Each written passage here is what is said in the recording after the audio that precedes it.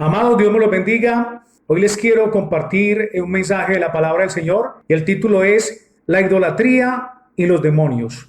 Acompáñenme por favor a 1 Corintios capítulo 10 y versículo 20. Dice así la palabra del Señor. Antes digo que lo que los gentiles sacrifican, a los demonios los sacrifican y no a Dios. Y no quiero que vosotros os hagáis partícipes con los demonios. Amén y amén. Que Dios nos bendiga a través de su santa palabra. Cada vez que hablamos de idolatría, que es el culto a las imágenes, a las estatuas, la veneración, la adoración, las oraciones, los rezos, las novenas, estamos hablando del pecado más abominable y quizás el más castigado en el Antiguo Testamento y en el Nuevo Testamento después de la blasfemia contra el Espíritu Santo. La Biblia nos enseña que grandes hombres caminaron con Dios, pero que al final de sus vidas terminaron hundidos en idolatría. Uno de ellos, como referencia, podemos tomar a Salomón, el hijo de David.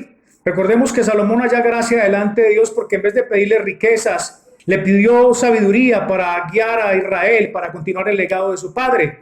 Pero Salomón tenía algo débil en su estructura de vida, y era la debilidad hacia las mujeres. Y esta debilidad lo llevó que al final de su vida, en su vejez, terminara dándole gusto y dándole culto a los ídolos de sus mujeres. También podemos hablar de Jehú, aquel valiente rey de Israel, el cual va y lanza desde el balcón del palacio a la malvada Jezabel, cumpliendo las palabras del profeta Elías, y hace este acto, este hombre castigando a una mujer malvada, hechicera e idólatra, como lo era Jezabel, pero al final del tiempo también Jehú termina hundido en la idolatría y muere en este pecado. Y así como a ellos también podríamos nombrar a Jeroboam y a cantidad de reyes que tuvo el pueblo de Israel, pero que al final de sus tiempos, de sus años, al final de sus vidas terminaron cometiendo el pecado abominable de idolatría delante del Señor.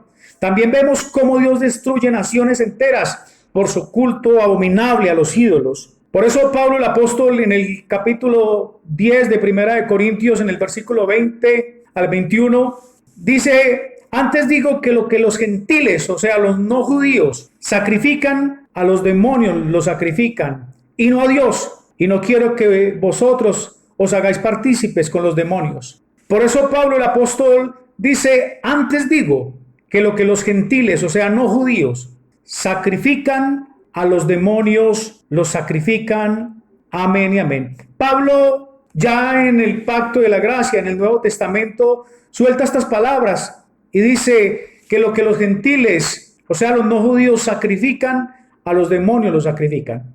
Hablando del culto que los gentiles daban a quienes consideraban sus dioses. Recuerden que Pablo en el libro de los Hechos, en el capítulo 19, llega a una ciudad llamada Éfeso y encuentra con que los habitantes de Éfeso adoraban a una diosa llamada Diana de los Efesios o Artemisa. Y Pablo les predica y les dice que esos ídolos que ellos adoran no son dioses, y precisamente por esta razón casi lo matan a él y a su compañero. Dios no habita en imágenes ni en estatuas. Dios no necesita que lo representen en ningún ídolo, porque Dios es espíritu y quienes lo adoran deben hacerlo en espíritu y en verdad. El mismo Pablo, más adelante en el libro de los Hechos, allá en el capítulo 17, tiene una conversación también con los griegos y les dice allá en el versículo 30 y 31 que no piensen que la divinidad habite en imágenes de piedra, bronce, oro, plata, madera, que Dios, habiendo pasado todo esto y estos tiempos de ignorancia por alto, ahora mandaba en todas partes a que se arrepintieran de este pecado. Cabe recordar que la iglesia de Cristo, la iglesia de los santos apóstoles, la iglesia que fundamentaron los santos apóstoles del Señor, jamás representaron a ninguno de los profetas o a ninguno de los santos de Dios con imágenes o con ídolos. Más bien han sido las religiones, el catolicismo, el hinduismo, las religiones occidentales, las religiones orientales, que se han caracterizado por darle culto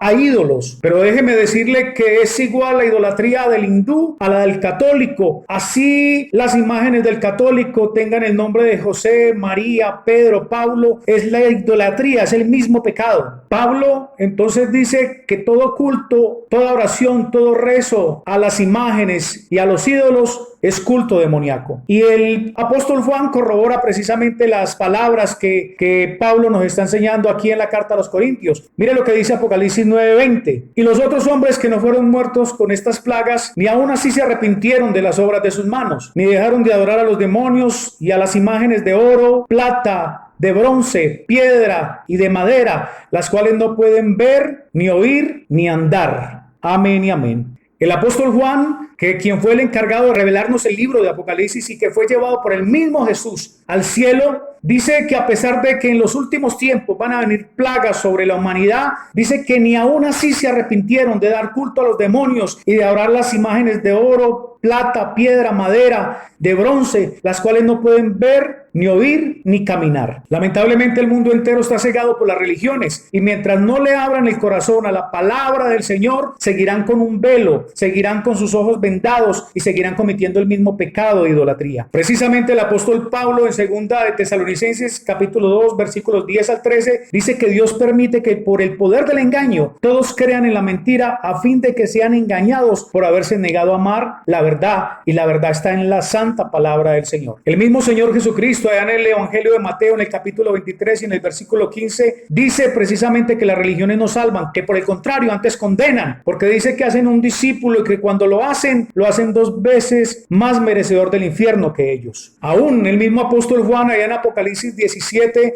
nos revela al sistema católico como la gran ramera y le da el nombre de Babilonia la Grande. ¿Por qué? Porque sería el sistema religioso que introduciría el culto o la cultura religiosa del imperio babilonio y con el cual llevaría cautivo a muchas personas, así como lo hizo el imperio en su tiempo, que llevó cautivo a los hijos de Israel en su culto idolátrico y en su cultura pagana. Porque déjeme decirle que en cualquier lugar donde se venere, se celebren novenas, se le hagan oraciones a santos, a imágenes o se le dé culto, se le está dando culto al mismo Satanás, se está idolatrando al príncipe de las tinieblas. Y si aún eres parte de cualquier sistema idolátrico de estos, Dios te está llamando, como dice Apocalipsis 18:4, salgan de ella, pueblo mío, para que no sean cómplices de sus pecados. Entonces Dios te está llamando hoy al arrepentimiento. Dios te está llamando para que lo conozcas en espíritu y en verdad, y para que lo adores en espíritu y en verdad. Apocalipsis 21:8 dice que los idólatras no heredarán el reino de Dios. Así que no vas a tener excusa. La salvación es algo personal. Cuando estés delante de Dios no le puedes decir, fue que a mí el cura me lo dijo, fue que a mí el pastor me lo dijo, fue que a mí tal persona me lo dijo, y Dios te va a decir, ¿qué pasó con mi palabra?